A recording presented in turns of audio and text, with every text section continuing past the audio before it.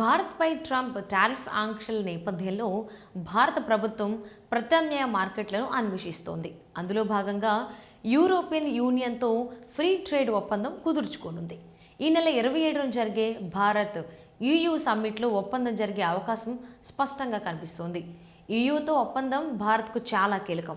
ఎందుకంటే అమెరికా ఇప్పటికే భారత్పై టారిఫ్ విధించింది. అమెరికాలో భారత వస్తువులు మరింత ప్రియంగా మారాయి. అక్కడి ప్రజలు ప్రత్యామ్నాయంగా తక్కువ ధరలో లభించే వస్తువుల వైపు వెళ్తున్నారు. దీంతో భారత వస్తువులకు డిమాండ్ తగ్గింది.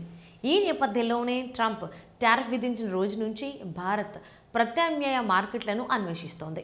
అందులో భాగంగా EUతో ఒప్పందం చేసుకునేందుకు చాలా రోజులుగా చర్చలు జరుగుతున్నాయి.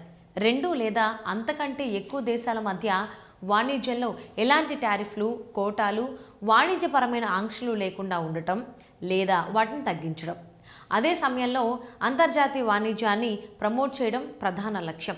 తద్వారా ఆర్థిక వృద్ధి సాధించడం, ఉద్యోగాలు సృష్టించడం, ఒప్పందంలోని దేశాల మధ్య వస్తువులు, సేవల రవాణా సులభతరం చేయడం ఫ్రీ ట్రేడ్ అగ్రిమెంట్ ప్రధాన లక్ష్యం.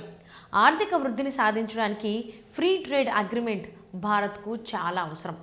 ఫ్రీ ట్రేడ్ అగ్రిమెంట్తో ఎగుమతులు పెరుగుతాయి, విదేశీ పెట్టుబడులు వస్తాయి, అంతర్జాతీయ వ్యాపార సంబంధాలు బలోపేతమవుతాయి. EU మార్కెట్లోకి ప్రవేశం ద్వారా భారత ఉత్పత్తులకు మార్కెట్ దొరుకుతుంది. తద్వారా ట్రేడ్ వాల్యూమ్స్ పెరుగుతాయి. టెక్స్టైల్స్, ఇంజనీరింగ్ గూడ్స్, అగ్రికల్చరల్ ప్రొడక్ట్స్కు డ్యూటీ ఫ్రీ లేదా ప్రాధాన్యత క్రమంలో ప్రవేశం దొరుకుతుంది. అదే సమయంలో ట్రంప్ వల్ల జరిగే నష్టాన్ని భర్తీ చేసుకోవచ్చు. భారత్కు అమెరికా మాత్రమే కాదు, ఇతర మార్కెట్లు కూడా ఉన్నాయన్న విషయంలో ట్రంప్కు స్పష్టమవుతుంది. పూర్తిగా అమెరికా మీద ఆధారపడితే టారిఫ్ ఆంక్షల సందర్భంగా తీవ్ర ఇబ్బందులు ఎదురవుతాయి.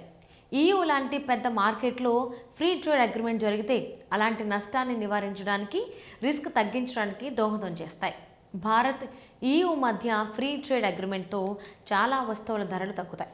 అదేవిధంగా భారత్ నుంచి ఎగుమతులు పెరుగుతాయి. BMW, వోక్స్‌వ్యాగన్ కార్లతో పాటు ఫ్రెంచ్ వైన్ తదితర వస్తువుల ధరలు తగ్గుతాయి. భారత్ నుంచి టెక్స్టైల్స్, నగలు, కెమికల్స్, ఫార్మా వంటి ఎగుమతులు పెరుగుతాయి. ఇప్పటి వరకు మన దేశం నుంచి అమెరికాకు పెద్ద ఎత్తున ఫార్మా ఉత్పత్తులు ఎగుమతి అవుతున్నాయి.